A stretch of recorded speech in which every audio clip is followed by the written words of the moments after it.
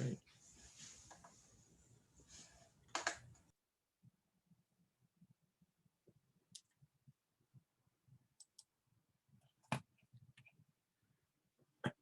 Good afternoon and welcome to the final segment of the Don Lafferty Hawksprung Winter Spring 2021 webinar series. My name is Dr. Jerry Steele, Assistant Professor and Chair of the Doctoral Program in Educational Research at Russell Sage College. This webinar series is offered under the auspices of the Hawksprung Center at Russell Sage College in association with the New York State Council of School Superintendents. The Hawksprung Center was established in memory of Don Lafferty Hawksprung, the principal of Sandy Hook Elementary in Newtown, Connecticut. Dawn was a member of Albany Cohort 6 and had just completed her first semester in the doctoral program when that tragic day occurred. The mission of the center is to promote mental health and school safety. Our topic this afternoon is Revelations and Resolve, Equity and Access During the COVID-19 Pandemic. Now, let me introduce our panelists and moderator for our program. Dr. Ebony Green is the Senior Director of Programs for Equity and Access at the Institute for Student Achievement, a division of ETS. Ebony is an ordinary person doing extraordinary things. In 2018, she wrote Centering Racial Equity is Key to Righting Historic Injustices. Also, Dr. Green has been featured on TED Talks with her discussion of From Empathy to Equity. Finally, Ebony is a graduate of our Russell Sage Doctoral Program in Ed Leadership. Dr. Hua Tu is the Deputy Superintendent of the Brooklyn North High School District. She has devoted the last 23 years of her career to developing and implementing new instructional programs at the school district and central office levels. Her passion is ensuring youths have greater access to the resources and opportunities our system has to offer. Hua is a nationally trained facilitator as well as a trainer in facilitative leadership with the School Reform Initiative. She is committed to ensuring that teachers have the professional development and support they need to be successful in the classroom. Hua is also a graduate of the doctoral program in educational leadership at Russell Sage. Dr. Pedro Roman has served in many administrative roles over the past 15 years, including Dean of Students and Principal with the Schenectady City School District, Principal at Cap Region BOCES. In 2015, Dr. Roman transitioned to the Newburgh and Large City School District, first serving as Principal of Heritage Middle School, Executive Director of Human Resources, Assistant Superintendent and Chief Equity Officer, and finally, and currently, the Assistant Superintendent for School Support Services. Pedro is also a graduate of the Russell Sage Doctoral Program in Ed Leadership. Our moderator for our discussion this afternoon is Dr. Oliver Robinson. Dr. Robinson is a leader, motivational speaker, teacher, and author of Naked in the Public Eye, Leadership in an Era of Accountability. The book provides a practical roadmap to success and illuminates the mental and emotional fortitude that is absolutely necessary for today's leaders to succeed. Dr. Robinson is in his 16th year as the superintendent of schools for the Shenandoah School District and his 20th year overall as superintendent, making him the longest tenured superintendent in the capital region of New York. In 2013, Oliver was named the New York State School Superintendent of the Year by the New York State Council of School Superintendents. Oliver is not a graduate of our program, but serves as one of our adjunct professors, and we are happy to have him doing that responsibility. So now at this point, I'm going to turn the program over to Oliver to begin this afternoon's discussion. Thank you very much, Dr. Steele, for those introductions. And it's certainly a pleasure to be here with our three wonderful guests. You know, it's kind of interesting. As I heard the introduction of Ebony, former student in the class several summers back, and thinking about, you know, I was so impressed with her then and even more impressed with the work that she's doing now, having some history with, at least for me, with Pedro's history, with his time here in Schenectady, and I know the difference that he's making down in Newburgh. And Dr. Tu, it's a pleasure to meet you for the first time virtually. And I'm sure your contribution to this webinar will be great for our listeners. So for those who are on here, just to kind of give you a roadmap in terms of where we're going with this conversation, as the title says, revelations and resolve. It's an interesting combination of words, right? When you think about it, we're going to reflect on the lessons learned during the COVID pandemic period, but looking at it from the lens, from an equity lens. And so we're going to ask questions related to why is this work is important? Why are we even having this conversation? We're going to ask questions related to what's the critical role of leadership, and not only what transpired, but more important as we move forward. And then we're going to end up with how do we do it? What are some specific action steps? Because I'm one of those people that if we're going to commit time, we need to give people something to leave with, to make them better off as a result of the experience with us here as well. So the question I'm going to pose, I'm going to ask each panelist, and we just kind of do a round robin. So we're not always starting with the first person. I'm just going to look based upon location on the screen. We'll ask Dr. Tu to be the first person, Dr.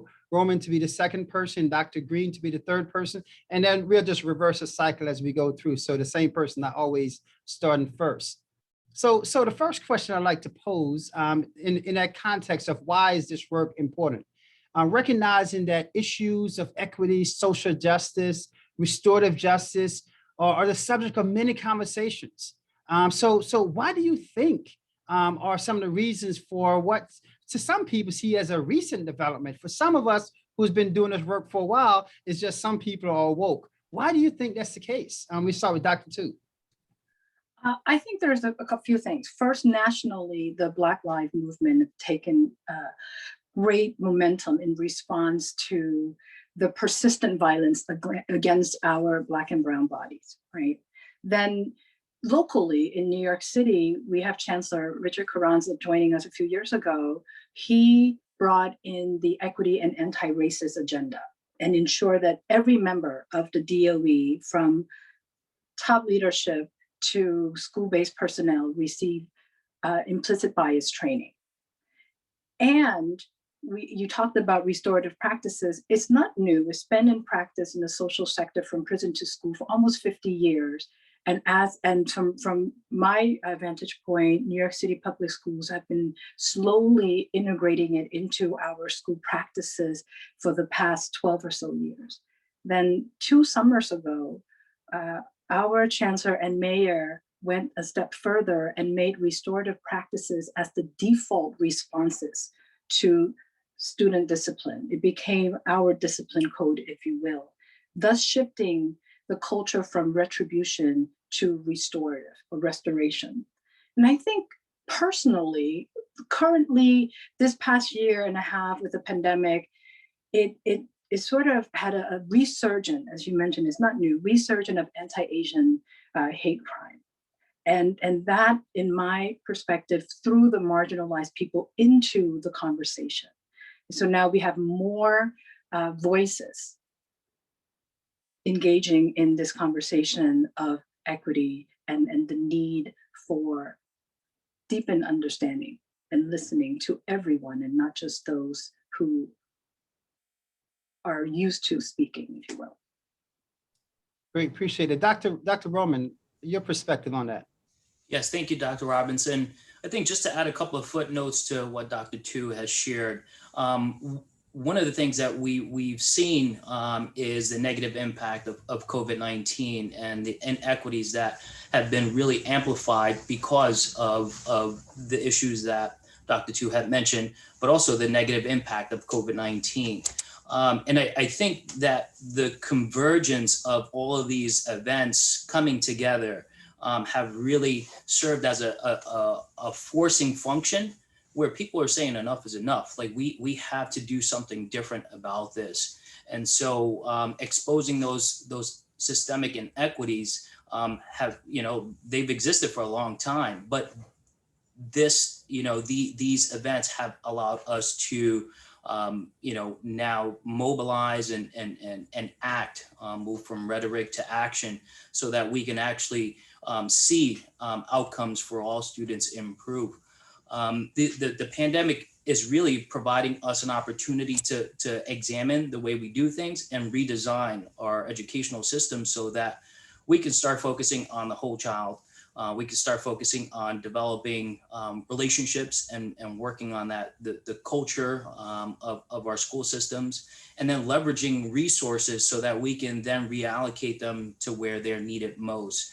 And that requires a level of intentionality, as well as partnerships with our community-based partners, realizing what are the assets that lie within our communities, and how can we better align them and leverage them so that the needs of our students and families are being met. Thank you, Dr. Roman. Dr. Green, I know you chomping at the bits to contribute to this big why question as well. Thank you, Dr. Robinson. I think one of the things that come to mind is a perfect storm, right?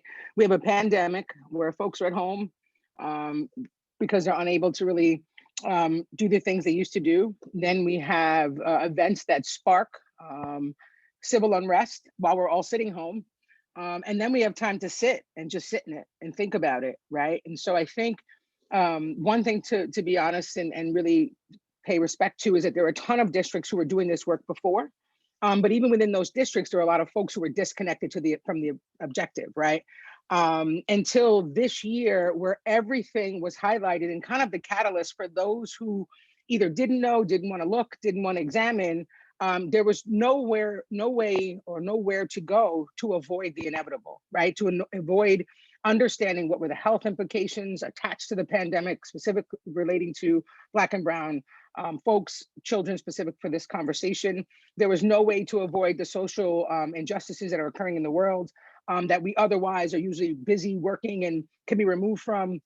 And then most importantly, there was nowhere to go that we didn't understand how valuable school was and how challenging it was for us in the moment to figure out the ways in which we educate children in a time where there were no longer experts in existence, right? All of schooling to this date, most often prior to the pandemic, we looked to people as experts. We knew what to do, how to fix, how to deconstruct, how to build. And then the pandemic came and kind of forced us to really lean into things that we didn't understand or know. But in that moment, created this beautiful opportunity for us to be vulnerable to what we didn't know and to understand the deleterious impact for the things that we chose to walk away from prior to that time. So with those comments, let me just unpack it a little bit more on this whole notion of why this work is important, right? Because there's some folks who still sit on the sidelines, you know, kind of being bystanders, watching and saying, yeah, I know something should happen, not sure how much I should do. And I think some of that is truly an appreciation and understanding of why the work is important. So let's unpack it from the COVID lens. In terms of COVID unveiled some inequities that's there. So from your respective perspective as professionals, what are some of those inequities that COVID unveiled that really exemplify why we must see this as priority one work? And we'll go Ebony, go back to Dr. Romain and Dr. Tu. I think when you think specifically related to what are the health implications for attached to COVID, that you couldn't talk about this without this understanding of what are the ways in which systemic racism plays into healthcare, and how when folks go to hospitals, what are the experiences they have, right, based on if they're different or the same. And then I think the other piece that was really interesting is that it made us, some of us, move back to a space of re-examining Arlene Geronimus's work, right? With this idea of like toxic stress related to patriarchy and racism, and essentially what she calls weathering. And Jeffrey Duncan Andrade speaks to it as well, right? Like what we know is that there are folks who are already in deleterious health situations based on living in communities that have a lot of toxic things attached to them based on race or class, right, or experience. And then coupling that is the stress that's attached to the ways in which we occupy space as people of color or people with a particular gender or socioeconomic statuses. And then that's coupled with the education we have with regard to what is health and wellness and how is that centered in our life. And if we don't have the social economic situations that are most appropriate to being well, that further impacts that. So I think what it did was it kind of it ripped the Band-Aid off for us to see that there are tons and tons of folks that have different experiences, that depending on our positioning in the world, absolutely is far more dangerous for them than it is for other folks who are situated in circumstances that are far more affluent, or in better communities or better systems. Gotcha, appreciate that. So the health wellness pieces that were unveiled, or the inequities with that, Dr. Roman, take that to another perspective. Yeah, to contextualize the phenomenon that Dr. Green was describing here in Newburgh, we really struggled on the onset of the pandemic to engage students. We had, at the time, we were unable to connect with about 1,200 students, and under the direction of our superintendent, he said, we got to do better. And our teams, got together. We actually mobilized a group that we called the Re-Engagement Street Team. And we actually went out when everyone was, kind of locking the doors and not wanting to go anywhere. We have folks that said, no, we need to find out where our kids are, how are they doing, what can we do to support them? And in those visits and those conversations, we realized that students were struggling with having internet access. They were struggling with food insecurities, as some of the families were sharing with us. We don't know where to get food. We realized that many of them were struggling with the language barriers. So we have a high Hispanic population, and a lot of our families weren't accustomed to receiving instruction virtually. And so we had to respond to that. And as a result, what we ended up doing was we brought our Re-Engagement Street team to the homes and provided those resources to families and students. We realized that students were suffering from social isolation. And so, we ended up doing small circles where students could participate in those sessions to be able to kind of process and reflect on what's been going on. A lot of kids suffer from trauma with the loss of loved ones because of the pandemic. And so we had to, again, just make sure that we were able to identify what those barriers were for students to engage in learning, and then deploy the resources to be able to meet their specific needs. We were happy to announce, after several weeks of that intervention, we were able to bring that number down significantly to about 120 plus students. And so that was a huge shift for us. Although we wanted to reach 100% of the students, we made a significant shift in that number. So just for our listening audience, so to speak, just a point of footnote, Dr. Roman's going to have to jump off at 5 because he has obligation to attend a board meeting, one of our favorite things that we do as district leaders. And so he offered some comments related to the how piece, which we'll unpack a little bit more with Dr. Green and Dr. Tu later on in the session here. So I just want to acknowledge that. And to stay with this piece here. So we talked about, Dr. Green talked about the health and the welfare, the physical health and the psychological health of kids. Dr. Roman talked about what I call the logistics of school and the inequities that we saw in those kind of things. And Dr. Tu, I want you to take that a little bit. New York City has some different things happening in New York City in comparison to even across the rest of the state in terms of delivery models. And what are some of the things that you saw from that, if in any case, nothing else, highlighted the inequities that we need to address, or should I say that made it important that we address some of those inequities? And I think it's, you probably have heard, 2020 hindsight is really clear. The COVID pandemic, in my view, has served as an amazing magnifier. Things that we are seeing, what Dr. Green and Dr. Roman listed, they were not new for us. They're not new for us in New York City. We knew that there were the haves and the have-nots. We knew that there were schools with very strong teacher teams and pedagogy, and we knew that there were schools that didn't. We knew that students have access to digital curricula in some schools and not in others. We knew that students had technology and those who didn't. What COVID, the pandemic did, and I think what Dr. Green described is sort of like put a pause. We have nowhere to go, nothing else to do, but really look at our children now. We were forced to look at what we knew were there because there's no other distraction. And for us, it's so important because we can't hide from it. There's nothing else distracting us. Every day we log on to work. We hear about children not attendance is low because students don't have the basic technology to log on. We still have that. We've done a lot. We've done amazing in New York City to ensure there's a one-to-one technology. There's still the structural challenges.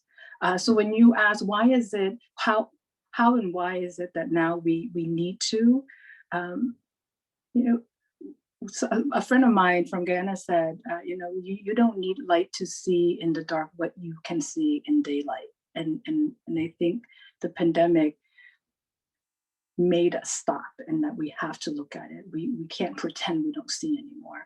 And that's why it's so important, not just now, but after when we return, it continues to be important. So let me take that a little bit, and Dr. Roman, I'm going to throw this to you since this might be your last comment, and you jump off. So let me just take what Dr. Tu said. Interesting construct, right? So we've been focusing on a lot of what we're seeing with our students. Let's go to the other side in terms of the adults' responsibility to start interrogating their own thinking about themselves. So let's run with that a little bit. And once you're done, we appreciate you being on here. So you have to log off. We appreciate it. And then Dr. Green, I want you to take that same construct a little bit too, in terms of, you know, as we unveil or see some of these inequities unveil for our students, what's the perspective of the need for adults to start interrogating their thinking as well? Yes, thank you, Dr. Robinson. So this year, we've engaged in culturally relevant and linguistic practices and training for the entire system. We've actually taken part in training our Board of Education, all educators in the district. And that was an impetus for that was not only there were district goals, but because of the challenges that we were up against and we were facing in terms of the known biases and inequities that exist. And as leaders, like we have a responsibility to make sure that all students feel affirmed and they feel welcomed. And it's our job as leaders to be able, and adults to be able to change the way that we do things to make sure that that's indeed happening. And so part of that journey of being more culturally responsive to the needs of our students really forced educators in our district to put the mirror up and start to do some reflective work in terms of you know, why is it that we have certain students that are succeeding and other students that are not? Why is it that you know, we have disproportionate rates of students being suspended, specifically our Black and Brown students in high order or high level courses, AP courses? Why is it that we don't have more students representing our demographic in those classrooms? And so we had to, you know, build the capacity of the system to be able to have those courageous conversations. And we've been fortunate to partner with Dr. Holly to do some of this work, and it's been a journey. It hasn't been perfect, but that's not what we're seeking. We're seeking, you know, progress so that we can start to see what our vision calls for, which is inclusive excellence for all students. And so it's a work in progress. We've had you know, adults respond in a way where they are not ready to do that introspective work, where they still believe that, you know, colorblindness still applies, and we know based on the outcomes that we're seeing that's not the case. However, we are moving forward in the right direction, and you know, we have a big, you know, core group of educators that are embracing this work, that are doing great work in each of our individual schools. We've been able to hire equity ambassadors for each of our schools to be able to ensure that the implementation of this important work is happening. There's reflection going on, and then there's a feedback loop back to the district so that we can make the adjustments that are necessary to make sure that this really takes root and hold. So Dr. Green, I'm going to put a slight twist on that because Dr. Roman just said something. So I'm going to ask you to follow through on that, both you and Dr. Tu, from the perspective of leadership matters. It sounds to me that leadership matters within organization for some of this interrogation of our thinking, introspection, reflective practices to take place. So what's the critical nature of, as individual leaders, what should we be doing? How does this also then look at from an institutional lens? And lastly, from the community lens? See, like that's always the piece that's a missing in that equation. That was a loaded question, Dr. Robinson, but I'm going to try to get through it all. So I think integrity matters, right? Integrity is who we are when no one's looking. And so I think what happens and what's most important is that if you are a leader, not only do we have to have the right words to say, but we have to align our words to our actions. And I think that's where we struggle, right? So if we have opportunities to engage in real critical conversations about who we are and how we occupy space, what are the expectations attached to that actually yield better fruit than the ones that we've had prior to that, right? And so we're thinking about what works well or what are the experiences that lead leaders to move in a way that says, yes, one, we recognize where we are on the journey, but there's an expectation to move forward, particularly because so often we remove ourselves from the actual point of the work, which is the nucleus, which are students. And so if your goal is to transform the world and help students reach their full potential, you have to examine who you are in the world and how you occupy space, right?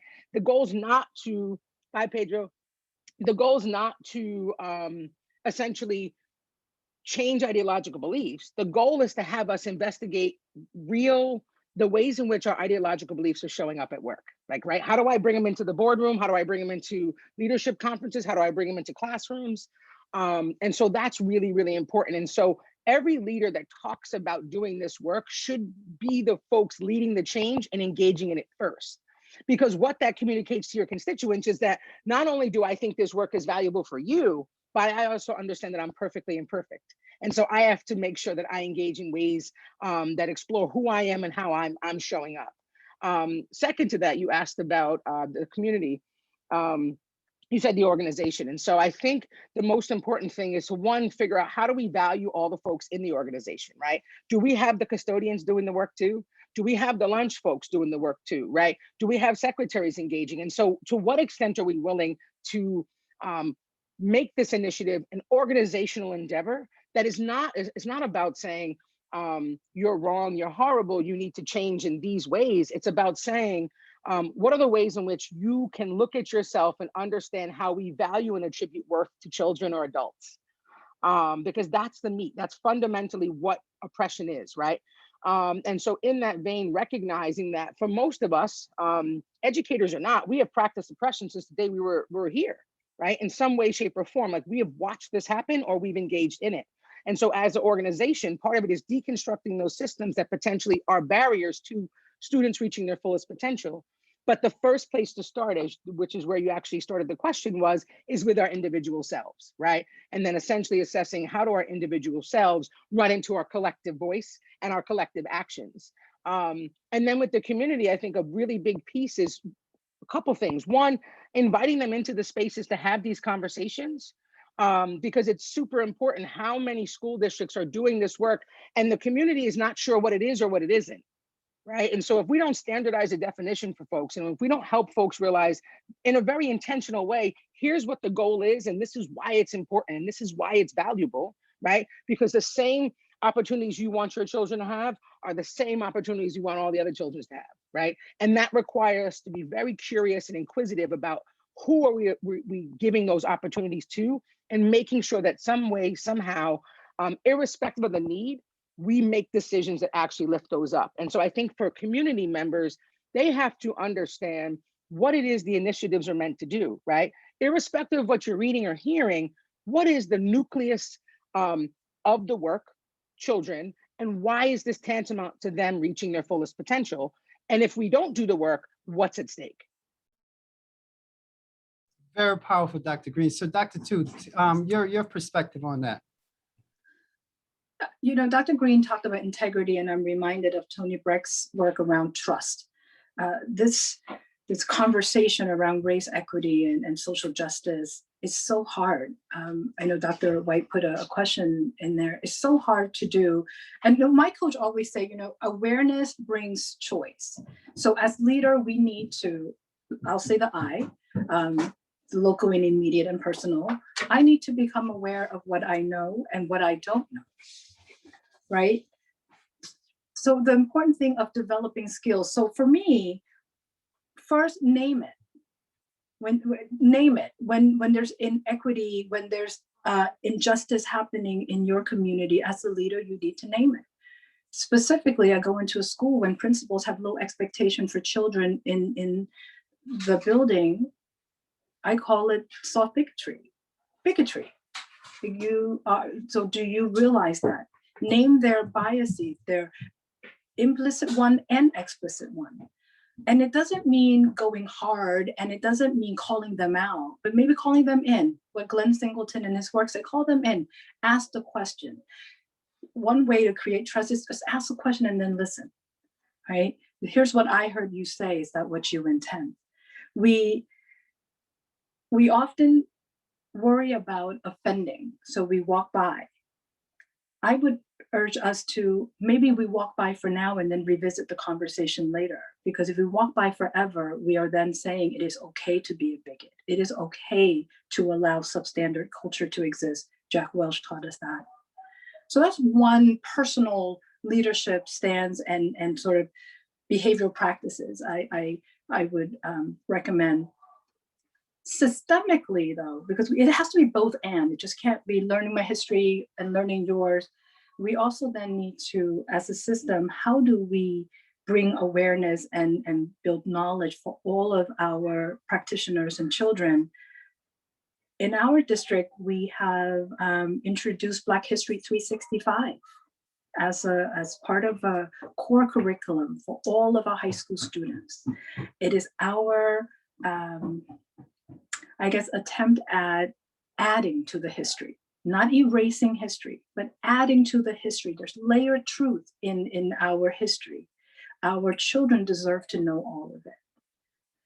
When children learn about the Transcontinental Railroad, it's important for them to see yellow faces in the Golden Spike ceremony. And good thing, Corky Lee created one, right?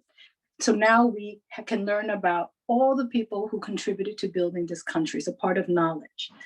And that speaks to revamping our curriculum, making it not as an aspiration, but as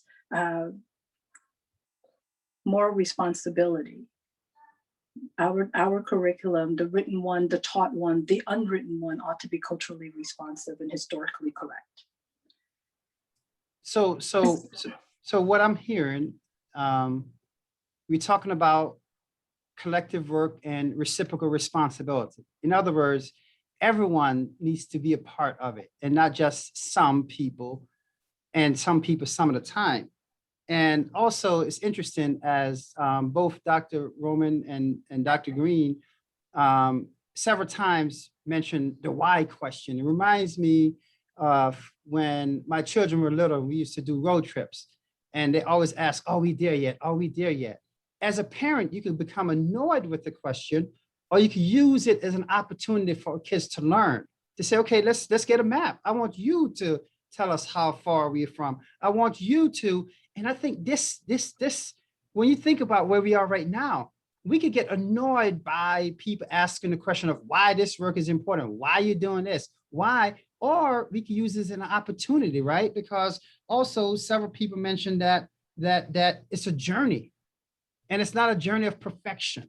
So people mentioned that, and the right words to say, to articulate your position, but also helping people with the right words to understand that piece of it. So I want you then, as we start thinking about how do we do it, I want you to kind of put that in a little bit more context to the folks that are out there listening who are leading school districts where they're in communities where the community is like, why all of a sudden you guys want to have curriculum focused on anti-racism? It was always fine before. Why is it not good enough now? Or some of those other questions. How do we kind of go from those philosophical construct or beliefs, or even political beliefs for that matter, to bring back to something Dr. Green said, defining the nucleus, and Dr. Tu said to name it? How do we start doing some of those things? What are some of the work that we have to do? So help some of the folks who are listening with some takeaways. What are some of the work that we have to do?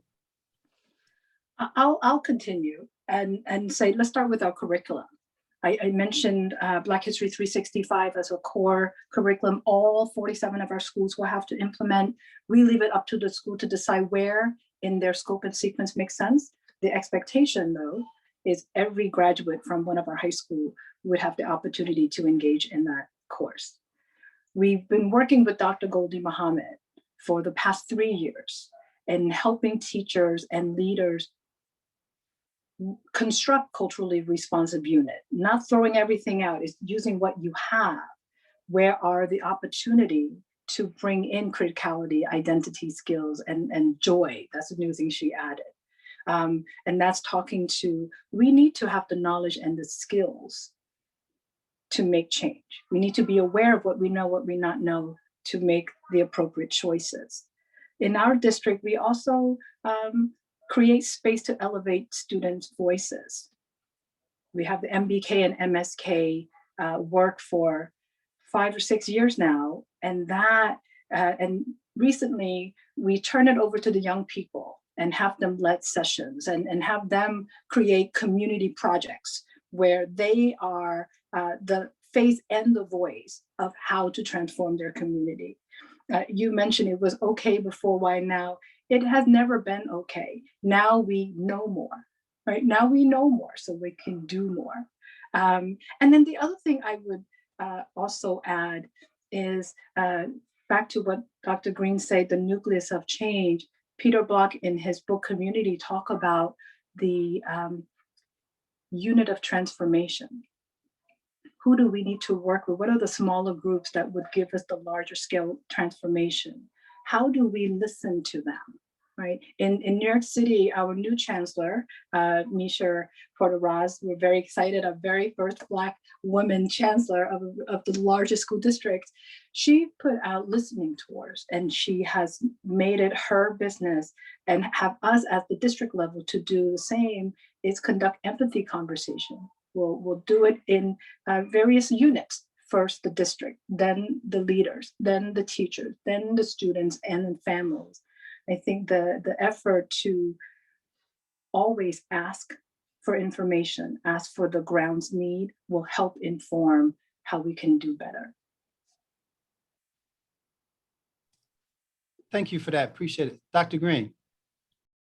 I feel like I'm going to recall a quote from Dr. Celia Ruiz.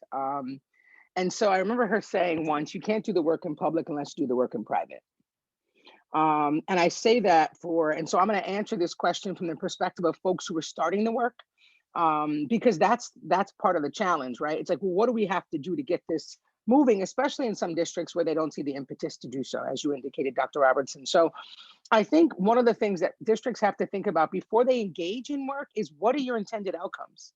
Like, what do you want to accomplish, right? Because what we know for sure is implicit bias training is not going to change your system, right? So what are the tangible objectives that you have to moving forward? Implicit bias is a part of moving that system, but there are structural pieces, there are policy pieces, right? There are instructional, there's instructional work that has to happen. There's curricular adaptations that need to take place. So I think for a district trying to do the work is to think very critically and intentionally about what are our intended outcomes, while acknowledging it's a marathon and not a sprint. Because I think when you don't, you'll get so frustrated with the start stops. Because often what we see are haphazard implementation of the next thing, which is part of what has shown up now, right?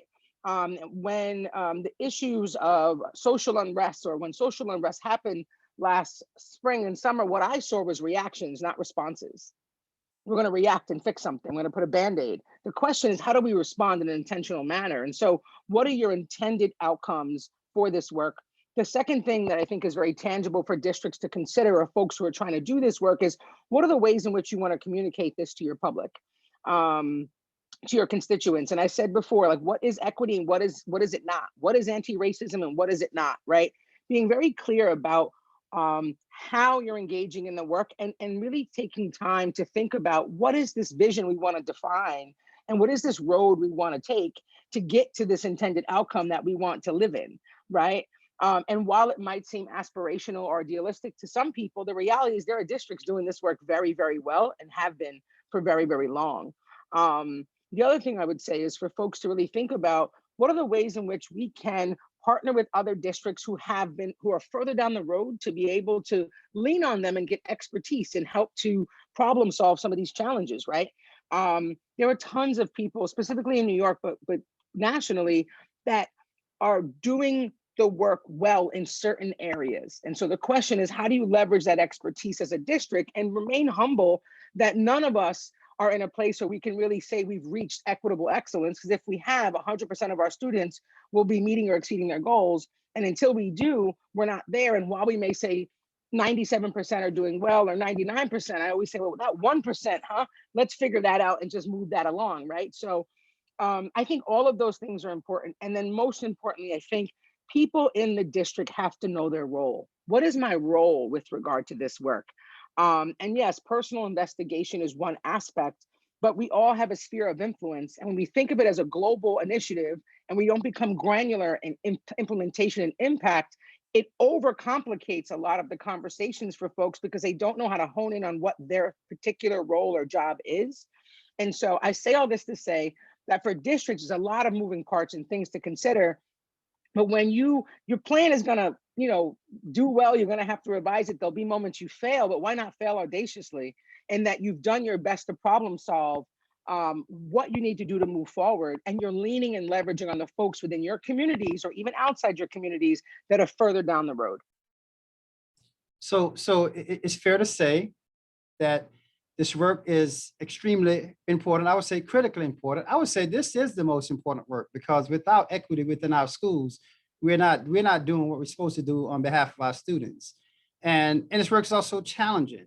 And so before I transition to the challenge part and ask you to talk about challenges overcome, I want to capture two comments that both of you made that I think is important for our listening audience as well. Dr. Tu talked about knowledge and skill.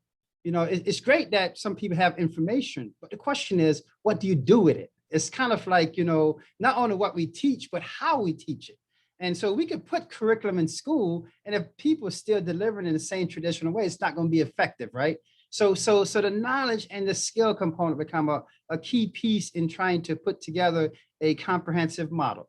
Dr. Green speaks about what I kind of define as, sometimes people lead from the perspective of they start doing something, and when they get down the road, they ask the question like, are we making a difference, versus defining the difference you want to make, and then you go down the road.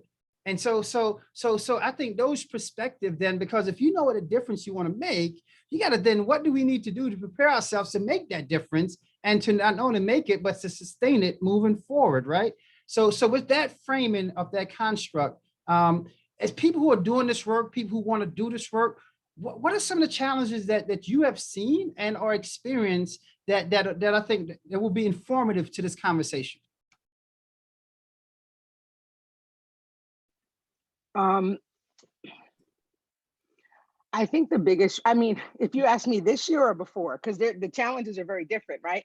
We are living in one of the most politicized times in the history of this planet, at least in my amount of years I've been alive, which I won't say, but it's a long time. And so I've never lived. And by the way, for the audience, that's 22 years, by the way. Thank you very much. So the challenge is, how do you do work that you did a year ago in the same district that now has folks questioning the validity of the effort, right? And so I think one of the challenging pieces for us to do this work, and I've worked in multiple districts from New York to down south, when you're thinking about what it is you're trying to do, you have to be mindful of context. Context is everything. And so I think the challenge is when folks try to do things and don't think about where they are. Like, you have to recognize where you're at and be very clear about what those issues will be and try to problem solve for them, or at least become aware of them before they show up. Because that has absolutely been one of the ways that this work has been stopped in its tracks, is when we fail to communicate well about what we're doing and why we're doing it. And then the second thing I would say is when, again, there is no rhyme or reason for what we're doing or why we're doing it, right? Where there's this short-sighted view of how to change the system, and there's not a real intentional understanding and belief system about, when we talk about systemic change, we leverage many different pieces and parts of a district, that it's not on one person's shoulder, that equity is a conversation in terms of what does each person have to contribute to reach this equitable excellence. And so the challenge is when we silo one person or two people to do this work without recognizing the complexity and how experts in a particular area, i.e. curriculum, will have a very different set of knowledge skills than an expert in HR. And so how do we leverage equity as an ideal to reach from each of those standpoints, as opposed to giving one person this job and then giving them 5 other jobs and expecting them to be transformational in nature? If I may, I want to take a minute to ground what I'm about to share in a personal story. I used to think that this work is actually part of my work, pushing for equity for all students as an educator. I now think it is a way of living. And so this past year has been really hard being an Asian American. I never thought that. And as long as I live, and I won't tell you how long, I've never experienced the fear of wearing the skin I wear until the rise in anti-Asian hate crime. It happened before in the country. I just wasn't alive yet. So I now see this not as my work. I see it as more obligation. As long as I am in this work wearing the skin I wear, it has to be everything I do and everything I say, and how I do and how I say, because I don't represent just me, Huatu. I represent other Asian American women walking on the street as well. So that had shaped my thinking. And when you talk about challenges, first I see it as belonging. It's a matter of belonging. Do we belong? Who belong? And who's this country? And who is responsible for doing the work to make this country inclusive of all? If we continue to say it's the system for the people, we are going to have the same result, right? We need to do both and. Is while we strengthen our system or weaken certain things that are not helpful to our humans, how do we also work at the human level, one-on-one? How do we help our young people examine their implicit biases and their explicit biases, and then arm them with the skills to tell the difference and do something about it? I don't think we use the having the conversation again strategy enough. We sort of one and done. We do it and we move on. And if we didn't catch it the first time, let's do something different. I think the challenge is being patient with ourselves, having grace for not knowing yet, having patience with our colleagues who may not be, Dr. Robinson, you said it, as woke as we want them to be yet, right? It's that feeling of belonging, and then it's working on our mindset and examining it. I think I'm a very growth mindset oriented person until I catch myself where my implicit bias sort of seep through and I go, oh my God, I am really not that woke. And I need to be okay with that. And I think my colleague ought to be okay with that. So we have the continuous space. It's not something that will change with a curriculum. It's not something that will change with a training. You're absolutely right, Dr. Green, or 10 trainings. it has to be a matter of lifestyle, I think. And until we get to the belief and acceptance, there's going to be the gap in my perspective. So what I heard, and again, I'm kind of recapping for our listening audience, and Dr. Green spoke about context is everything, contextualizing things, telling your story, so people can have a real appreciation of the significance. Everyone has a story, right? And once we start talking to people long enough, we have a great appreciation where people are coming from. Subsequently, we can then figure out how we do be on this journey together. So context and contextualizing become important. And also a adage that I often say to myself that anything worth having is worth fighting for. And so that sense of determination, right? Because this is important work and it goes beyond our individual selves. Talks about the impact that we have not only on our students, but quite frankly, the impact we have on the world. And then the last piece before I'm going to ask the panelists to share some, as people thinking about next school year, to share some thoughts, some nuggets, if you will, to share out with our listening audience. The last piece I want to put in the concept of, sometimes people say this is complicated work versus this is complex. Two different things. It's hard work, yes, but a complex piece talks about the multidimensional aspect of it.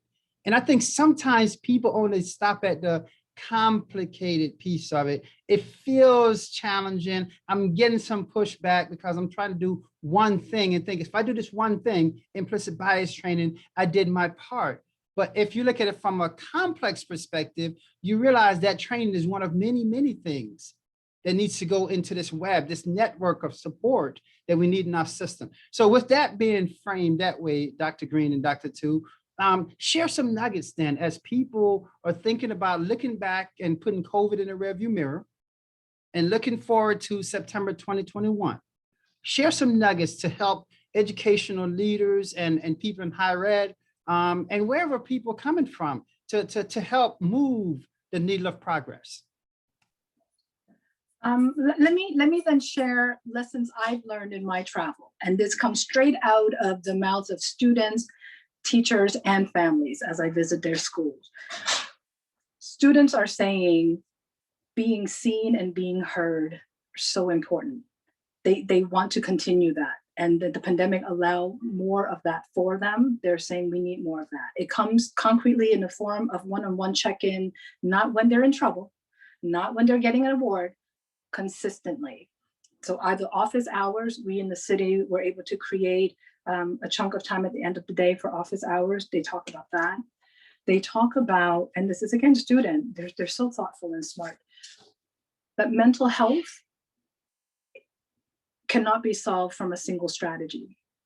And adults need to begin to look at individual student and assess their mental health wellness and address it, not to ignore it.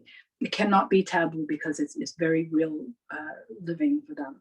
From families, one thing, communication, communication, communication. They want more of it. They don't want answers necessarily. They just want to feel connected and hear from their school leaders. Good, bad, or not yet, communications from the family. And from the teachers, the enduring lesson from this year, teachers said, we lean on our colleagues. So we want opportunity to just be with our colleague, where we can share ideas, take risks, and talk to each other. It seems so simple, yet it's so complex. So, to borrow your term, teachers are reporting that they were able to survive this year because they had their colleagues to lean on for the social emotional check-in. They also reminded us that they too are human, that they're not automaton and just coming in delivering lessons. So if I have to summarize in one word, is maintaining connections. Not one way, right? Multiple. Appreciate it, Dr. Tu. Dr. Green. So the one thing I think we're so used to as educators being the folks who have the answers. And so as we move into the new year, I think it will be wise to listen to our parents who helped raise our students this year, right? Who engage with their children in academic ways that probably, arguably, they've never done so before. And so what we can leverage is the awareness that parents have a unique perspective of who the child and the student is that potentially we can lean on to learn from. And most of the relationships we have with parents, we're sharing with them the progress. I think schools should create space for parents to share their students' progress with the educators who are now educating them. Because there are multiple models, some kids were in person. There are multiple states where kids were not in person until like February at all.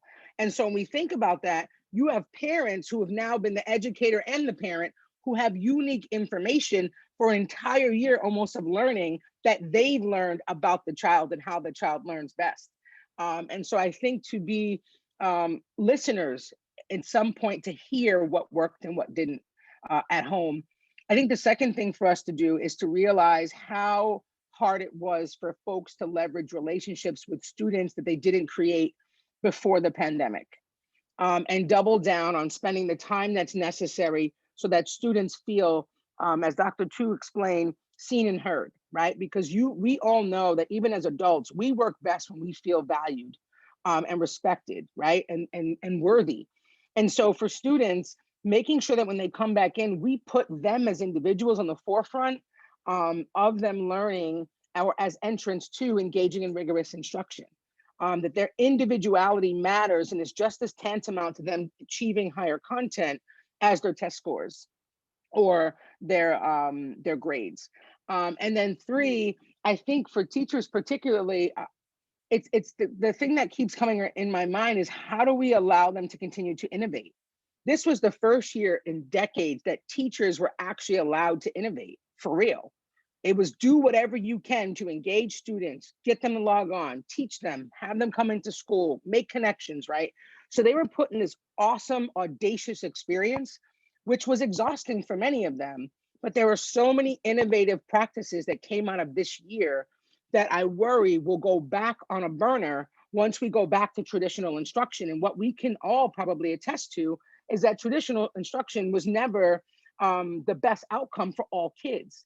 So if there are ways that we engage with students or educated students this year that in some way we can utilize when we go back to the traditional sense of what schooling looks like, let's lean into that, right? Let's lean into conviction to say equity is figuring out a way to educate you. Equity is figuring out a way to provide access for you to reach your fullest potential by utilizing your brilliance. And if doing so requires us to be different, to think out the box, the same way we champion that method out of desperation, really this year, let's champion out of the things that are right and just.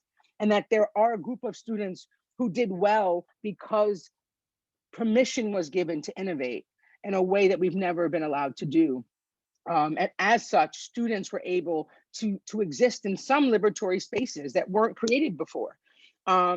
The whole purpose of equity is that not everyone learns the same way with the same methods, the same supports, and the same structures. So if we lead with that for real, we will actually think about the ways in which we can leverage innovative thoughts and practices that happened over this year, and how do we integrate them into the brick and mortar traditional schooling to really leverage that so that all students can have even more of opportunities to be successful. And that's great. And believe it or not, ladies, wow, that hour went by fast. And as Dr. Steele transitioned on to kind of close us out, I just want to share just a couple of thoughts from what I heard from the both of you just now. One, from the mouth of babes, right? We have to listen to our kids and respect their viewpoints, their opinion, because at the end of the day, this is truly about them and their experience, their growth, right? That's the irony of the whole thing. And the second piece is that it's about partners in progress, that we have to be sincere about partnering with our parents. We have to be sincere about, as you just alluded to, Dr. Green, about giving permission. That's such a powerful word, right? Giving people permission to be, people permission to think, people permission to act with blind faith in the best interests of the children that we serve. And so when we think about the revelations and the resolve gained from going through this pandemic. There's certainly a lot of heartbreak, but there was also a lot of wonderful lessons to propel us into a much more prosperous future. And to the two of you, I really appreciate it. I got to tell you, you know, I sometimes I come on these things, think I know a lot, but I walk away thinking like, man, I guess I don't know as much as I thought. So I really appreciate the insight that both of you have shared, and the same thing to Pedro had to jump off earlier. And I hope that those who are listening live now or the recording later really see that this is truly the most important work. And the time is ripe for us to change the trajectory for so many of our children. And so, ladies, thank you very much. Thank you very much for spending this quality hour with us. And I do hope that those who are listening really have the same sense of appreciation that I have as well. So Dr. Steele, if you're there, you can certainly jump on. And I really appreciate you giving me this opportunity to engage in this conversation. Thank you very much. Thank you, Oliver. And thank you, Ebony and Hua. It was, as Oliver said, this hour went by so fast. There's a lot to unpack here. And I think Janice and I were texting back and forth during this. I'm going to have to watch this again because there's so much to unpack. There are so many takeaways from this conversation. And I think that, you know, I'll tell you what Janice said to me. This is an hour that should be in a class that would generate a conversation because it's coming from different perspectives. You know, Ebony, obviously you've been working in this field for a while now, but why you bring a certain perspective to it that people need to look at. And I think we have to move forward with this, and it just can't be. I forget how Oliver mentioned it. It can't be. You gotta think about where's the journey going to take us. You got to think about that before. You know, it's not a destination that you're gonna. It's going to be a journey. It's going to take some time.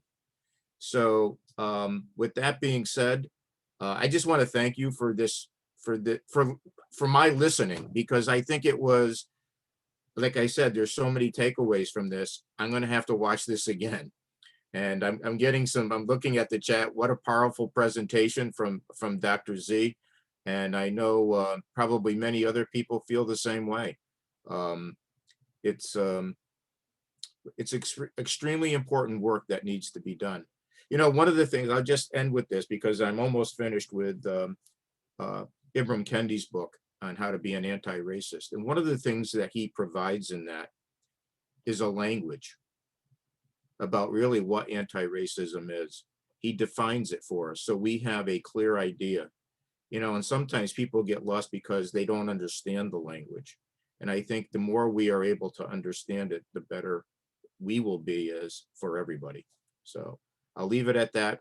Another from Community Superintendent down in New York City, Madeline Taub Chan. Excellent presentation. Cannot wait to share with my district's social justice teams. So I'm just, you know, I know you're probably seeing it as well, but obviously people are very thankful that they were part of this afternoon. This will go on the Hochsprung Center website as soon as Bren can make it available to me, and I'll send that link out to you. So if you want to share it, please feel free to do so. So again, Oliver, Ebony, and Juan, thank you so much for a wonderful, wonderful session this afternoon.